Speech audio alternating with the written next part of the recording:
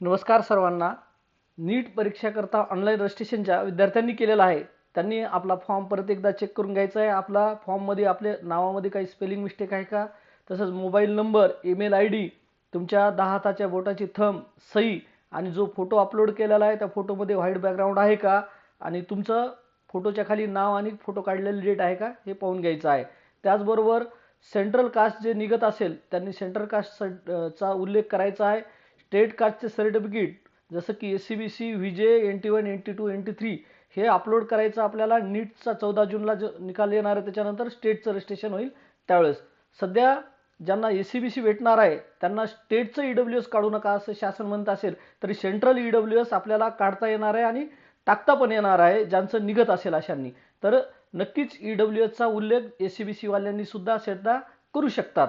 याचबरोबर सेंट्रल कास्टवाल्यांनी सगळे central caste टाकायचे आहेत.